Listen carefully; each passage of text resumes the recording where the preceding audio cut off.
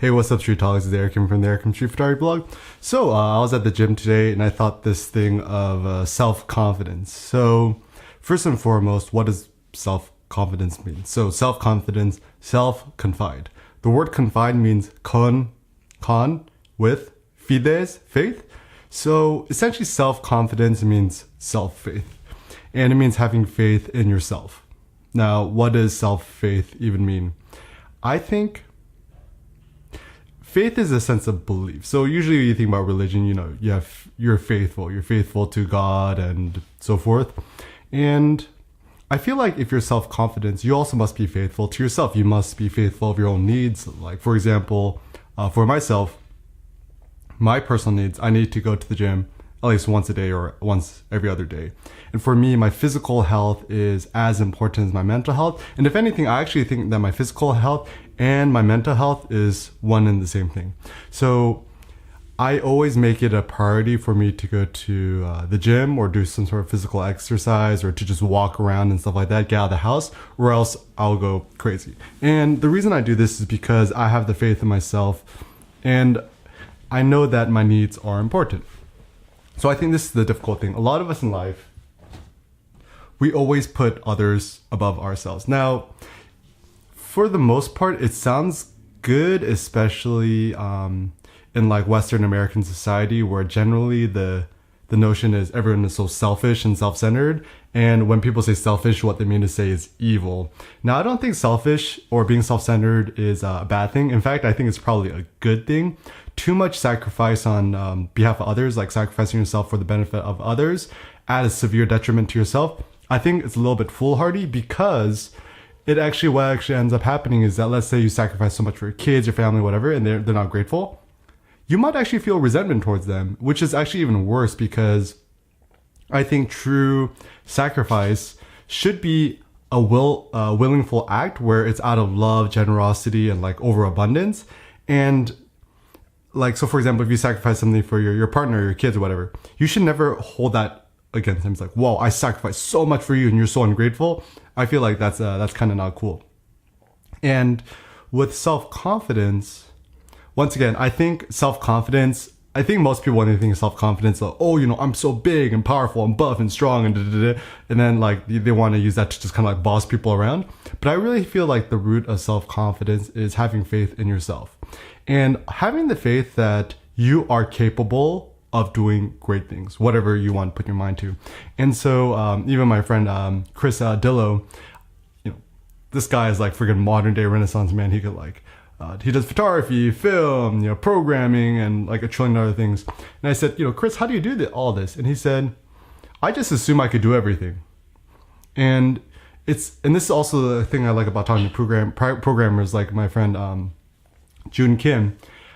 Like, the question isn't like, is this possible to program or not? The question is more like, how difficult is it and how many hours is it going to take? And I very much like this kind of way of thinking, because it assumes that you could achieve anything or do anything in your life.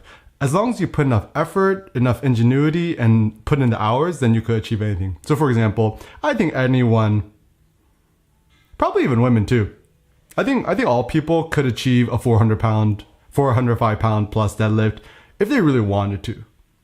Obviously, it'll take them a long time. Some of them might hit it in like 2 to 5 years. Some might take them a decade. Some may take them 2 decades. But if you really, really want that bad and you practice a lot, I don't think there's any genetics that'll kind of get in your way. Obviously, some people will probably achieve that goal quicker than others because other people have like stronger genetics, whatever. But it doesn't mean that it's not possible. And I think that's why the whole genetics notion is a little bit silly, because obviously we all have different genetics. Like, if somebody's like 7'10", he's probably gonna get a better shot at getting into the NBA than me. But that shouldn't discourage me from playing basketball or anything like that. And so I feel like it's a little bit silly to compare yourself to others, because whenever we say, oh, that guy's only so buff because he's got good genetics, it's like it almost like, it doesn't make sense. It's like looking at like, a black guy. It's like, oh, his skin is only so black because his parents are black. It's like, it's just kind of like a nonsensical statement. It doesn't really matter.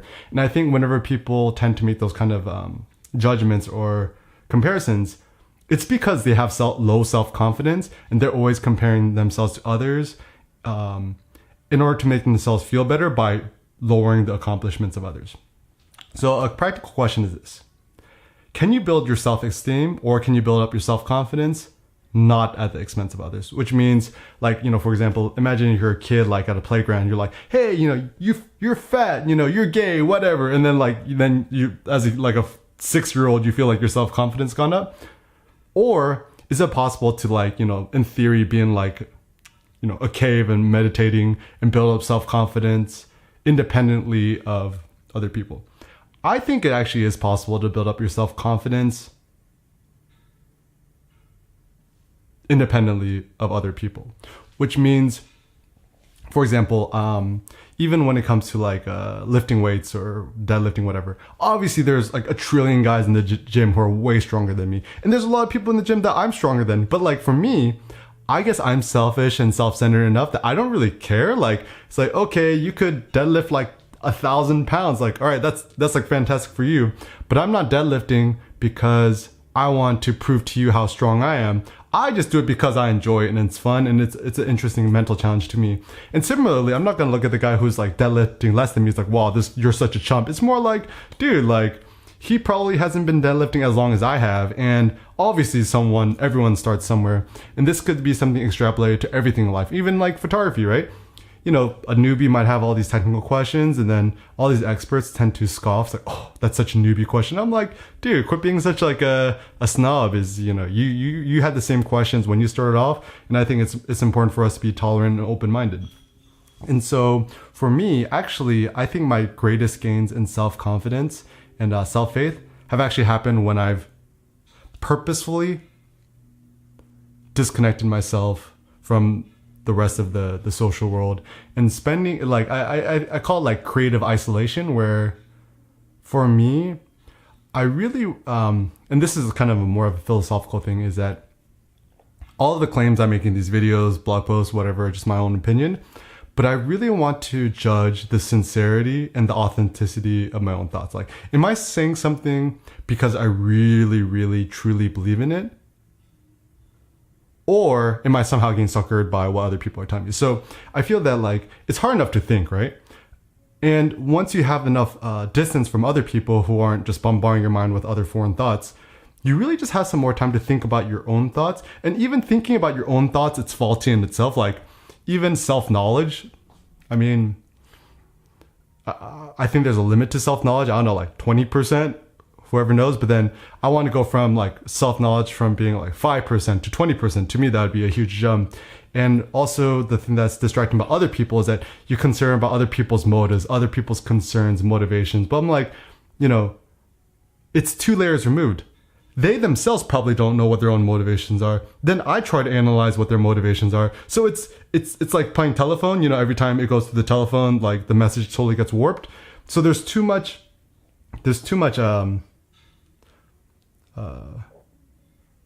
I don't even know the word. There's probably a physics term. There's too much friction or a loss of signal throughout this wire. But if you're seeking self-knowledge, understanding what your personal motivations, what your self-confidence is, your fears, whatever motivations, there's less friction or mental things getting in the way. But still, that's already hard enough. So once again, to reiterate, don't worry about other people, their motivations, their thoughts, their goals, ambitions, whatever, or whether they're scheming or trying to steal from you, whatever.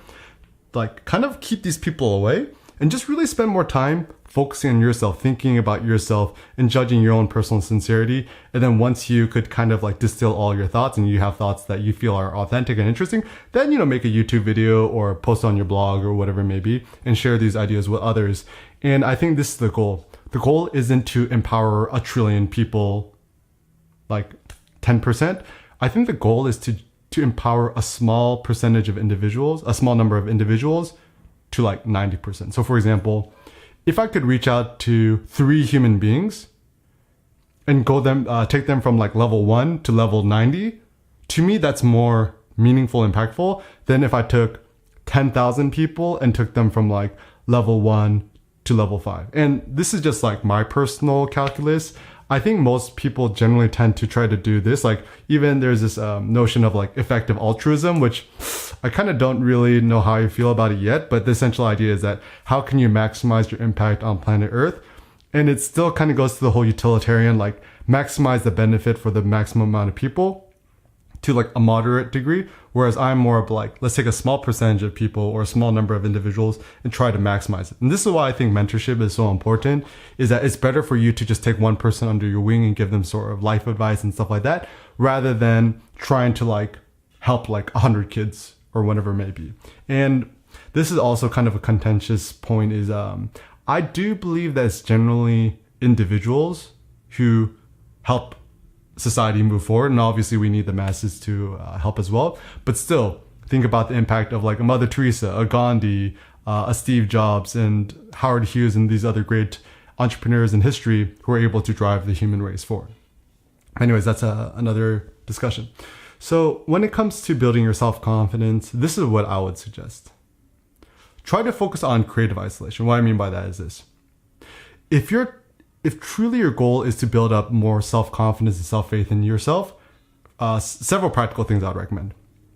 1, delete your Instagram, or at least uninstall it from your phone, and vow to yourself that I'm not going to use it for like a month at least, right? Try to go 30 days without using Instagram, whatever it may be. Or even going to your Instagram, just delete all your old photos, whatever it may be, because it's like it's all going to disappear into the cloud anyways. The second thing is I would actually recommend you to try to go a month without using Facebook. And Facebook owns Instagram, so they're essentially the same thing. And I think the problem with generally social media like Facebook, Instagram, Snapchat, Twitter, I mean, they're not bad or evil services in themselves. I think that there's lots of useful things about it.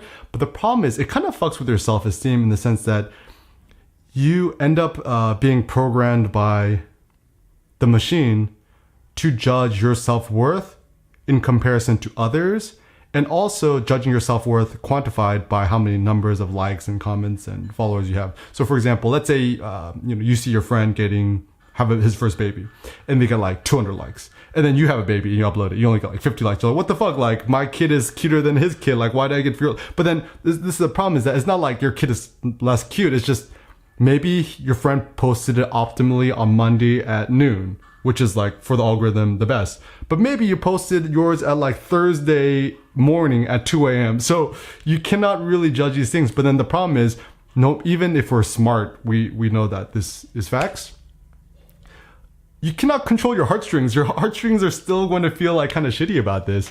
And so I think the solution is just fucking get rid of that shit in the first place. And obviously there's lots of things you're going to lose by disconnecting from social media. Like you might not be invited to a birthday party. You might forget like it's your grandma's birthday, or you might, who knows, like even for myself, after I disconnected from, after I deleted my Instagram, I probably did take like a financial hit. Like I probably lost money as a consequence, but the upside of all this is that, my self-esteem went way up. I started doing all these other creative fun things. Like I started writing poetry, making beats, not just thinking about photography, but visual art and iPad sketches and Procreate, whatever.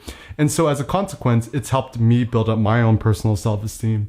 And this is the cool thing, is that I think self-esteem is not like genetic or anything like that. It's more like training. The ancient Greeks / Stoics had this word called askesis, A-S-K-E-S-I-S, and it's kind of similar to the word ascetic, A-S-C-E-T-I-C. Essentially, it meant like exercise training. And I really do believe that almost anything in life, as long as you exercise or train or practice enough, of course you're gonna improve. So let's say I practice freestyle rapping 3 hours a day for a year. Of course I'm gonna get better at freestyle rapping. I might not ever be as good as Eminem, but that's not really my goal. And same thing is that you could work at the gym every single day for like 10 years. You might never be as buff as Ronnie Coleman, but it's like, once again, that's not the point. You're not trying to build up your own self-esteem and your own self-confidence and your own, self-faith by comparing yourself to others. So once again, and I think this is really, it sounds very strange. If you want to build your self-confidence and your self-faith, you need to become more self-centered. And I prefer to use this, maybe the phrase self-focused, because it just sounds more politically correct. Because if you say, that guy is so selfish, what people mean to say is that guy's an evil person. if you say he's so self-centered, that's also synonymous with being selfish, aka evil person. But if you're like self-focused, it's like kind of a new word because, you know, we're also distracted, and focus is like, oh, you should focus on your homework or focus on this, focus on that. So focus is a good thing. So self-focus, it sounds kind of like the Zen, like yogi kind of whatever it may be. So I think so when people say, oh, you know, why aren't you coming to this party, or why aren't you responding to my text messages or whatever, it's like, oh, you know, my bad. Like, I'm on this like self-focus thing. Hashtag self-focus. And so just try to disconnect yourself from all this silly stuff. I know another experiment you could do is that you could just on your phone just uninstall all your social media apps. You could like just treat it as an experiment. Just, I would say, give it a good shot for like, let's say, a month. And if you really don't like it, you could always re-enable it. So like from your phone, just uninstall Facebook, Instagram, and just like spend a month and just don't look at it. And who knows, maybe it might make your self-esteem go up, it might make it go down, it might not have a measurable difference. But at least I think, if in order for you to increase your self-confidence or your self-esteem or your self-faith, there are certainly factors A, B, and C you must change. You must switch some sort of knobs and add and remove certain things from your life in order to build your self-confidence, self-faith. So that's the first thing. So the first thing to build your self-confidence is either disable, uninstall, delete social media. The second thing I'd recommend, and this is something that's so underrated. People say, oh, you know, like if you want to build your self-confidence, like, you know, just think your way out of it. Like, you know, just gotta think more self-confidence, like put motivational posters on your wall. I'm like, I think it has an effect, but perhaps the degree of the effect is not that great. I think actually a much more effective way to build your self-confidence, your self-faith, is just like become more like muscular and become stronger and more perhaps physically intimidating. So that means, and this applies to ladies and men and all genders and whatever, is if you could go to the gym at least once a day and like lift some weights, do some push-ups, do yoga, do backflips, deadlift, squats, dumbbell, whatever it may be.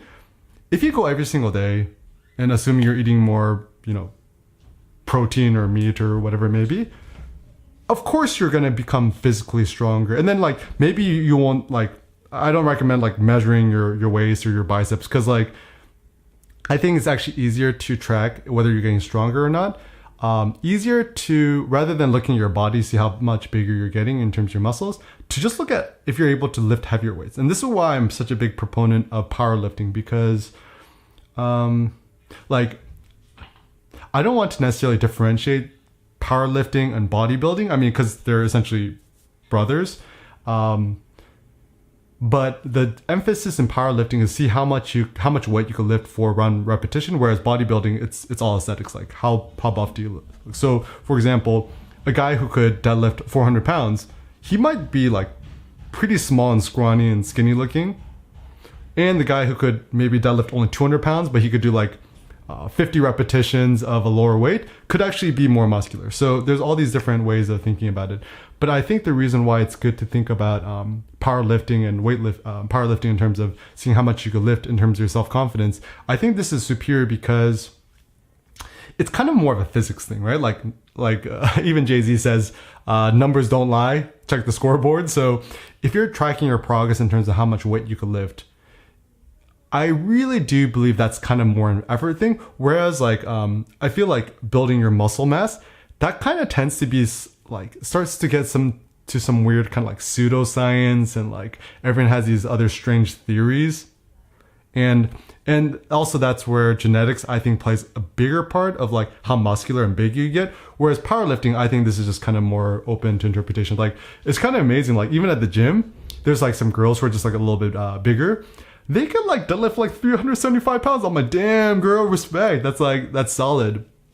And I think my practical thing that I've been trying to do the last, I don't know, like 5 years in powerlifting is just try to add 2.5 pounds or try to add 5 pounds to your maximum lift week over week. And you'll see massive results over time. And even when you can't hit your new personal records or your PRs, or certain days at the gym you're not feeling as strong, that's okay, because I feel that as you are physically exercising your body and you're feeling stronger physically, my theory is there must be some sort of physiological hormone, serotonin, endorphins, something that's happening in our body, which is actually going to make us feel more self-confident. So like, someone might, who's doing cocaine might do a line, and then all these like serotonin, endorphins are going to their brain, and they feel more self-confident and handsome or sexy, whatever it may be.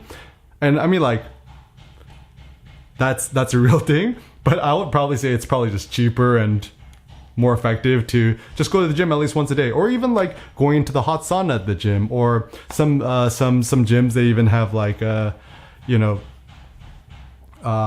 like UV rays. And so what I mean to say is that certainly to build up your self-confidence, it's not just a mental thing, it's also a physical thing. It's like let me give you an extreme example. If I was like 600 pounds and like massively obese, no matter how much I tell myself that I'm self-confident, I'm not going to feel self-confident, because I'm just going to look at myself in the mirror, I'm like, I'm 600 pounds. That's like not cool, right?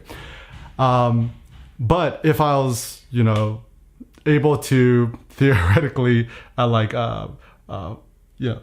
take that 600 pounds and then become like 200 pounds of like solid muscle, obviously you're going to feel more self-confident, because I do also believe that there is like a sense of like proportions and physical personal aesthetics we like to look at in the mirror. So once again, it's not to say that like once you have a six-pack you'll suddenly become so self-confident, or once you could deadlift 1 trillion pounds you can be so self-confident.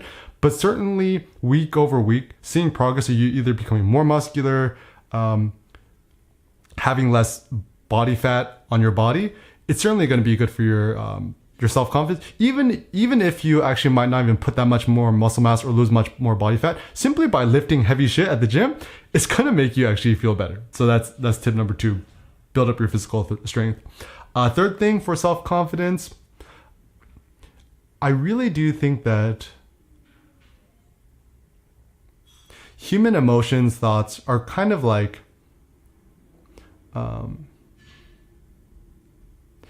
you're more influenced by other people and media, movies you watch, than you think you are. And so let me give you an example. If you hang around 10 really confident people, you're going to feel more confident. Makes sense, right? If you hang around 10 really depressed, nihilistic, type of people, you're going to feel more depressed and nihilistic, right? Similarly, if I call this my red sweater analogy, is if you have a washing machine full of white clothes and you throw on one red sweater, what's going to happen to the rest of the whites? Yeah, they're all going to turn pink. So similarly, imagine you are the white you are the white clothing. Depending on the colors and the dyes and the pigments of other people, that color is going to go on to you. Or even treat it like a perfume, right? Like if everyone has like some sort of like perfume on and you step into the room, you're going to get some of that perfume on you, and therefore you're going to smell that way. So, and this is actually the funny thing, is that people say, oh, don't listen to these motivational talkers like Tony Robbins, whatever. I'm like, yeah, I think it's a good thing. I mean, better to listen to a motivational speaker or listen to motivational hip hop or, badass movies like John Wick than to watch depressing movies and depressing thoughts and read depressing poetry and to read Arthur Schopenhauer and other nihilists. Because I feel that to be negative, to be nihilistic, to be pessimistic and negative, you're gonna have less self-confidence. And I really do think that if I could choose to be self-confident or non-self-confident, I'd rather choose to be self-confident and foolish and kind of like insane stupid than to be realistic, to be logical, and to be non-self-confident. And life is short. So anyways, sorry, this video is going on way too long, and I apologize for how verbose this is becoming. But then really, really focus and know that your self-confidence is going to propel you to higher heights. And to know that it's not just a mental thing. It's, once again, to recap, 3 things. First thing, social media is fucking up our self-confidence and our self-esteem and our self-faith. Get rid of that shit. Second thing, go to the gym more and lift heavier shit. Deadlift, squat, dumbbell press is my personal favorites. And the third and the last thing is listen to empowering music, listen to empowering documentaries, listen to other, podcast speakers, motivational speakers, people who promote self-confidence, because you like there's that saying that like you're the average of the 5 people closest to you, and it's true. Like if you surround yourself with a bunch of negative people, you're gonna become negative. You surround yourself with a bunch of positive people, you're gonna become positive. I think it kind of makes sense. And to know that it's in your power to become more self-confident, and to know that through training, through practice, and through like this insane absurd faith in yourself, you could move the world and you could do dope shit. All right, thanks a lot for watching, guys. What's helped you become more self-confident in life or self-faithful, whatever. If you have certain tips, thoughts, ideas, leave a comment down below. Love to hear from you. Thanks a lot for watching, guys. Peace out.